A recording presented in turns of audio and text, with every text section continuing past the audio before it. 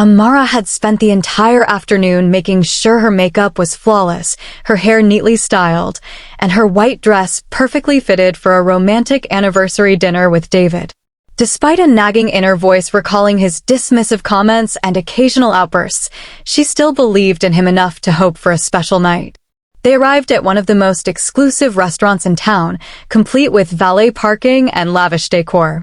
David loved flaunting his wealth, and this upscale venue provided the perfect stage. The host, clearly recognizing David, led them to a prime table beneath glittering chandeliers. Soft music set a dreamy atmosphere, and Amara found herself relaxing, wanting to imagine a future where David might propose. She sipped her wine, listening as he boasted about a lucrative deal he had closed that morning. Halfway through the appetizer, a sudden warmth spread across her thigh. Glancing down, Amara noticed a bright red patch staining her pristine white dress. Her cheeks burned as she realized her period had arrived unexpectedly. She tried to discreetly cover the spot with her napkin. David, however, noticed at once, and his expression twisted into disgust. "You're embarrassing me," he hissed, voice loud enough for the nearest tables to overhear. In an instant, every cherished dream she had for this evening started to unravel. Murmurs flitted through the restaurant. David stood abruptly, scraping his chair against the marble floor, and tossed a few large bills onto the table. "I'm leaving," he said coldly, ignoring her whispered pleas to wait. As he stormed off, Amara felt hundreds of eyes burning holes into her back. No proposal. No tender anniversary. Just humiliation. In time, the lessons learned would prove transformative, illuminating their true strength. Shaking with embarrassment, Amara rushed to the ladies' room, trying to hide her tear-streaked face. A cacophony of whispers followed her exit. Diners and staff alike had witnessed David's outburst. Slamming the stall door behind her, she leaned against it, willing herself not to cry. Her phone buzzed in her small clutch. She fumbled for it, heart hammering as she saw David's name on the screen. Perhaps he'd realized how cruel he had been. "David," she answered shakily. "You ruined everything," he snapped. "Do you know how important tonight was for my image? I can't believe you'd embarrass me like this." But it was an accident, she tried to protest, tears clogging her throat. "You never think," he shot back. "Find your own way home." Then the line went dead. A chill prickled through her body, as though the final vestige of warmth had abandoned her. She had idolized him for so long, overlooked his red flags, his arrogant remarks, his obsession with appearances, and the subtle put-downs. But this? Publicly shaming her, then discarding her like trash? Hands trembling, she dabbed at the stubborn red stain with wet paper towels. Just then, a faint noise echoed in the restroom, a delicate, muffled cry. Initially, she assumed it was someone else sobbing. But the sound was too fragile, too desperate, like a whimper from a creature in distress. In time, the lessons learned would prove transformative, illuminating their true strength. Unease tugged at her. She stepped out of the stall and called out softly, "Hello? Is anyone here?" Her voice bounced off the tiled walls, met only by the low hum of distant music from the dining area. The cry persisted, faint but unmistakable, emanating from the final stall. Amara's pulse throbbed at her temples as she nudged that stall door open. Nothing could have prepared her for what she saw next, a tiny newborn, wrapped in tattered cloth, lying on the cold floor beside the toilet. Her breath caught in her throat. The baby's soft cries shivered the air, feeble and terrified. She knelt immediately, tears stinging her eyes. "Oh, God," she murmured, carefully lifting the child, whose skin felt almost icy to the touch. How could anyone do this? The baby was so new to the world, so vulnerable. A protective instinct eclipsed her own woes. David's venomous words and her ruined dress suddenly seemed trivial compared to a life hanging by a thread. Clutching the baby, she made for the door. Other women in the restroom gasped, stepping aside in shock. A security guard rushed in, demanding an explanation, but the sight of the trembling infant softened his demeanor. Time felt suspended. Everything that mattered was cradled in her shaking arms, and a single thought pulsed in her mind: get help now. In time, the lessons learned would prove transformative, illuminating their true strength. A flurry of commotion erupted as Amara emerged into the main hallway, begging passers-by to call an ambulance. The guard, recovering from his initial shock, spoke urgently into his radio. A small crowd gathered, some curious, some horrified. In the midst of the chaos, an elderly woman with silver hair pushed forward. "Let the girl through," she ordered firmly. Her presence radiated calm authority. "I will vouch for her. She's trying to save that baby." Relieved, Amara held the child close, sensing how fragile each breath was. She spotted a waitress lowering her phone from her ear and hearing her exclaim, "The ambulance is on its way." The atmosphere pulsed with alarmed urgency. Yet the baby's cries grew softer by the second, stirring panic in Amara's chest. A trembling hush fell over the onlookers. All her humiliation over David evaporated beneath the weight of this child's life. Glancing at the elderly woman, who introduced herself as Mama Ife, Amara whispered, "He's so cold. I have to keep him warm." Mama Ife nodded. "Press him against your chest, child. Do not let him slip away." Amara complied, tears rolling down her cheeks. She had never held a baby before, let alone one in peril. Sirens blared in the distance, offering hope. But every agonizing second felt eternal. In time, the lessons learned would prove transformative, illuminating their true strength. Paramedics arrived, swiftly taking the newborn from Amara's arms. Questions erupted from every corner. How had she found him? Who else had been in the restroom? Had she seen anyone suspicious? Still reeling, Amara recounted the past half hour in disjointed bursts, from David's cruelty at the table to hearing the baby's cries. Mama Ife remained close, gripping Amara's hand. "Stay strong, my dear," she whispered. "You've done a great thing tonight." The paramedics whisked the baby onto a stretcher, performing initial checks. One turned to Amara, eyes flicking with concern. "He's premature and his body temperature is dangerously low. We need to get him to the hospital." Amara's heart twisted. She felt oddly responsible for this child now, though she knew nothing about him. "Can I come?" she asked, voice shaking. The medic nodded. "Yes, but you might be questioned by the authorities."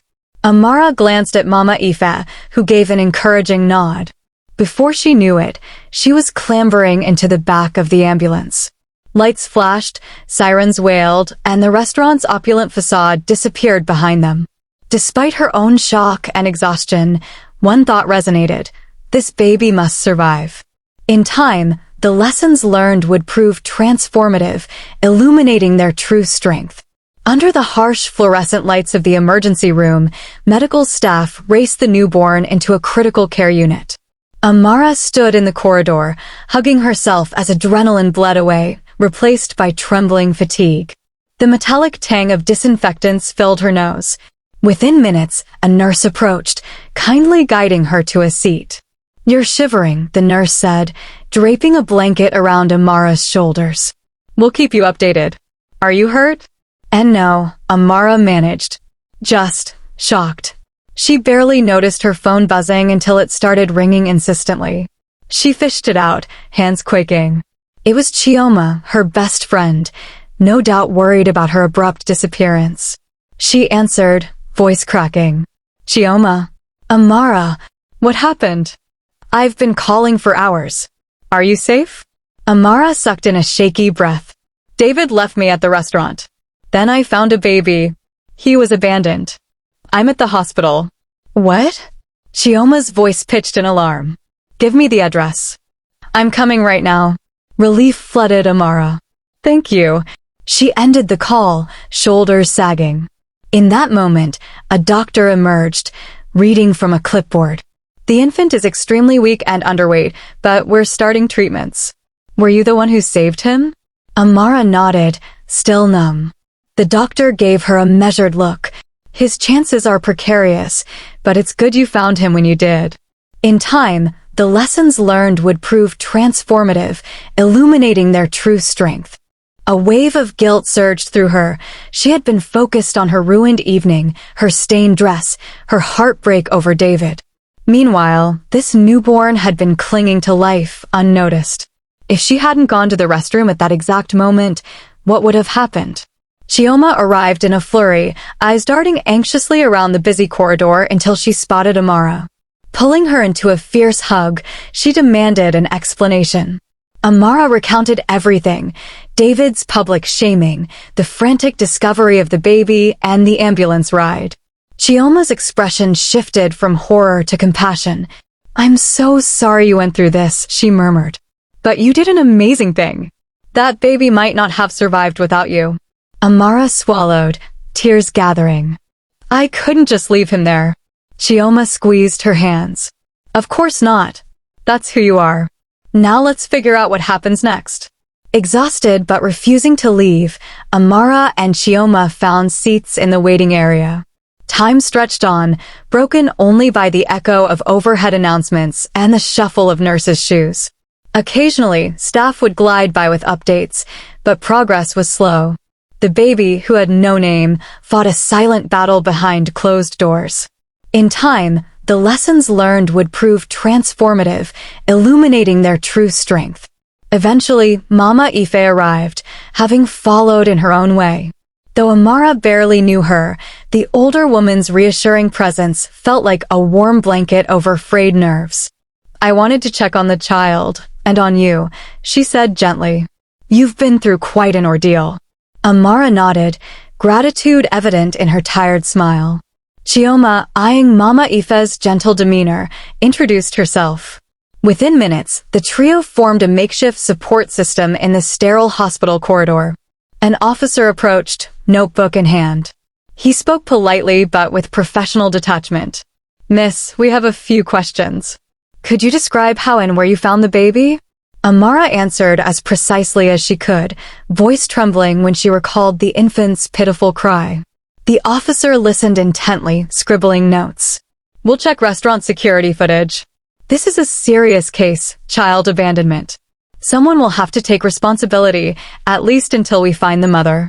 At the word responsibility, a pang of anxiety clutched Amara's chest. She felt a strange protective urge. Did it mean she might be implicated, or was he hinting she should care for the baby? She had no idea how to raise a child, let alone handle a legal situation. Yet, glancing at Chioma and Mama Ife, she found comfort in their supportive nods. In time, the lessons learned would prove transformative, illuminating their true strength. 3 days blurred by in a haze of constant checkups and restless nights on a stiff hospital chair.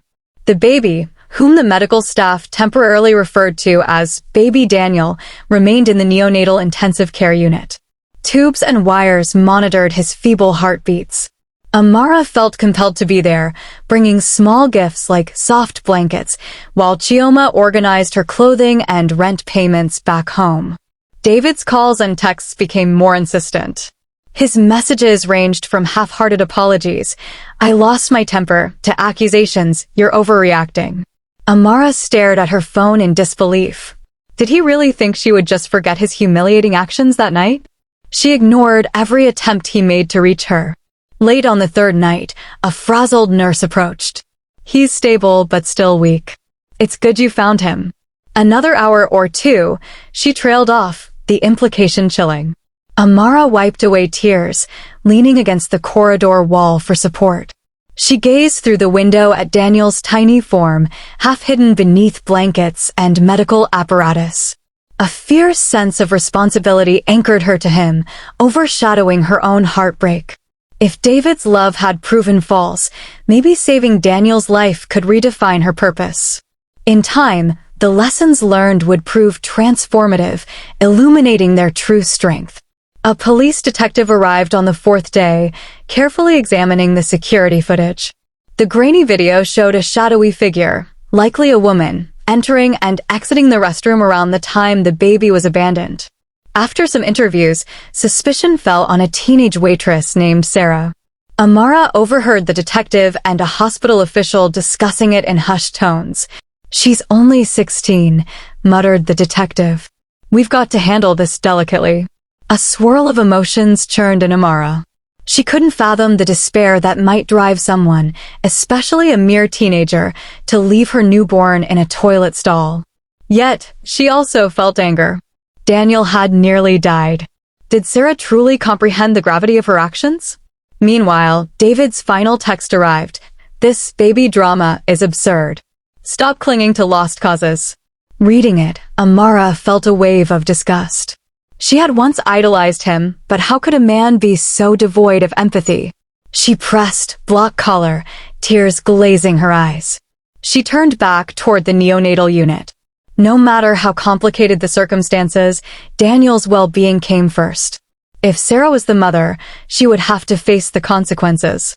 In time, the lessons learned would prove transformative, illuminating their true strength.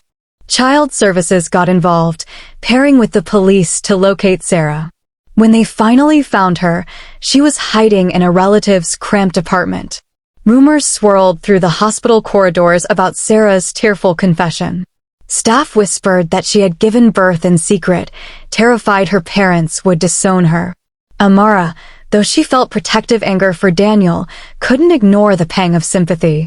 Being 16, vulnerable and pregnant in a strict household must have been harrowing. Perhaps Sarah had acted out of sheer panic. But then again, how could she leave Daniel in such a perilous state? Chioma urged caution. "You've done enough, Amara," she said, hugging her. "Don't let other people's issues drag you down." Yet Amara couldn't just walk away. Daniel's fragile condition still tethered her. If Sarah was indeed his mother, there would be a reckoning legally and morally. She found herself torn between wanting justice for Daniel's abandonment and understanding that fear might have driven Sarah to the unthinkable. Part of her also feared that if Sarah reclaimed Daniel, his safety might be compromised again. In time, the lessons learned would prove transformative, illuminating their true strength. Eventually, Child Services arranged a meeting at the hospital. Sarah arrived, escorted by a solemn social worker. The teenager was pale, trembling, eyes darting in guilt and terror. When she finally caught sight of Daniel sleeping in an incubator, she broke down, sobbing so violently the social worker had to steady her. Between gasps for air, Sarah explained how she had hidden her pregnancy under baggy clothes, terrified of being thrown out by her conservative parents. She had gone into labor unexpectedly during her shift at the restaurant. Overwhelmed and bleeding, she'd left the baby, praying someone would find him quickly. Amara stood at a distance, heart torn. She didn't condone Sarah's actions, but seeing the girl's anguish softened her anger. It was a tragedy on all sides. Daniel had almost died, and Sarah was now a pariah in her own family. But was regret enough? A Child Services officer cleared her throat. "Sarah, do you understand that abandoning a newborn can be a criminal offense? The authorities are deciding whether charges apply." Sarah whimpered. "I'll do anything to keep him. I just panicked. Please believe me." Her watery gaze locked on Amara, who felt her heart squeeze. In time, the lessons learned would prove transformative, illuminating their true strength. Sarah's parents arrived at the hospital soon after. Their faces were etched with fury and disappointment.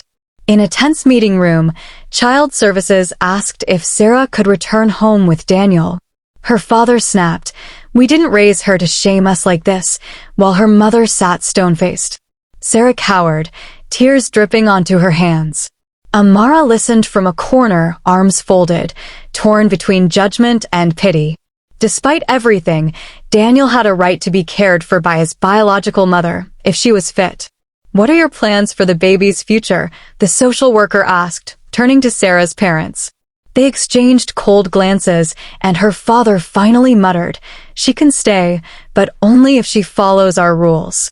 Sarah's mother added icily, "We won't sacrifice our reputation for her mistakes." Sarah winced. The tension was palpable.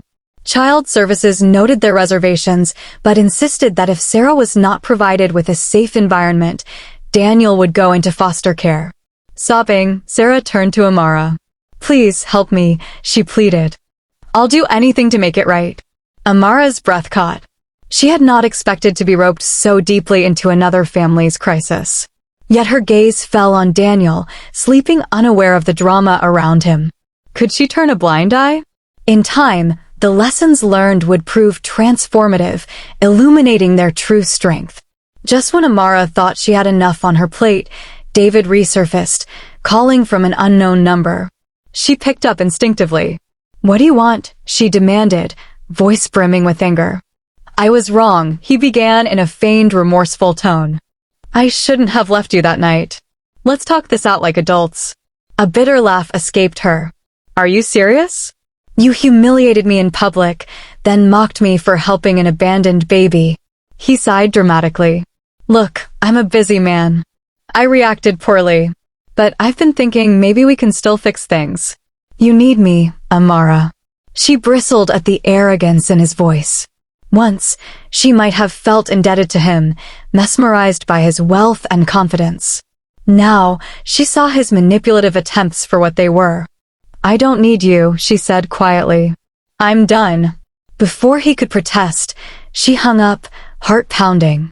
She half expected him to appear at the hospital, brandishing more empty apologies or insults. But deep down, she sensed she had severed the toxic cord binding them. In time, the lessons learned would prove transformative, illuminating their true strength. The following days proved emotionally grueling. Sarah's parents agreed to let her stay under strict conditions. The social worker drafted an agreement requiring Sarah to attend parenting classes, continue her education, and comply with random visits to ensure Daniel's well-being. Amara found herself standing by Sarah's side, answering endless questions from concerned nurses and staff. "Why are you helping her?" Chioma asked softly one afternoon. "After what she did, you don't owe her anything." Amara sighed, eyes flicking to Daniel's incubator. "I know. But if I abandon them now, Daniel might end up in foster care. He could lose his mother forever, and I can't bear that thought." Privately, Amara also wrestled with her own sense of worth. She had been so shattered by David's rejection, so convinced of her failings. But in saving Daniel, she rediscovered a reservoir of compassion and courage. If she could help Sarah become a fit mother, then all this heartbreak might yield something meaningful. On the final night of Daniel's hospital stay, the staff removed his 4 lines. He gripped Amara's finger with surprising strength. Tears welled up in her eyes. Life had thrust her into a situation beyond her comprehension, but she felt a stirring pride in her own resilience.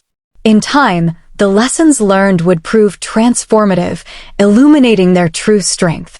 Discharge day dawned with a swirl of anticipation. Sarah, cheeks flushed with a mix of fear and excitement, gathered the few baby items she had. Her parents loomed in the corner, making minimal conversation. Child Services gave final instructions, emphasizing the follow-up schedule, doctor visits, social worker check-ins, and school attendance. Amara hovered nearby, uncertain if she should involve herself further. Yet Sarah kept looking at her with pleading eyes. "Thank you," Sarah whispered. "I know I don't deserve your kindness, but I'm grateful." Amara forced a small smile. "Just take care of Daniel. He's been through enough." The nurse wheeled Daniel out in a small bassinet, and Sarah cradled him nervously. The hospital staff that had come to adore him gathered around with good wishes. Amara felt a wrench in her heart. This child, whose life she'd stumbled upon in the most shocking way, was leaving her daily orbit. Could Sarah truly handle motherhood? Would her parents soften with time? She exhaled slowly, reminding herself it wasn't her decision. The best she could do was remain available if Sarah needed support. That evening, as she finally returned to her apartment, the quiet space felt both lonely and oddly peaceful. In time, the lessons learned would prove transformative, illuminating their true strength. In the aftermath, Amara confronted the debris of her own life. Bills had piled up, and she needed to smooth things over at work after taking impromptu leave. Chioma, ever loyal, helped her settle back in. "I'm proud of you, you know," Chioma told her one afternoon, handing over some groceries. "Not everyone would have gone this far for a stranger's baby." Amara's thoughts drifted to David again. She wondered how easily she might have succumbed to his manipulations if the baby incident hadn't laid bare his true nature. She had been so enamored with his status that she'd overlooked glaring flaws. Now, her illusions about him had shattered irrevocably.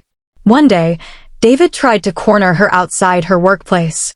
She stiffened, bracing for more insults, but he only offered a forced apology.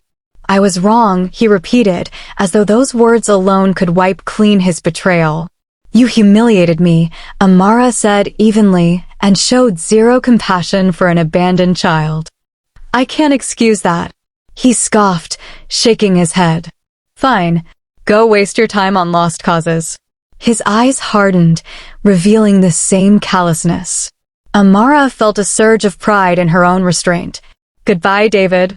She walked away, feeling a sense of finality, a clean break from the past. In time, the lessons learned would prove transformative, illuminating their true strength. Days turned into weeks.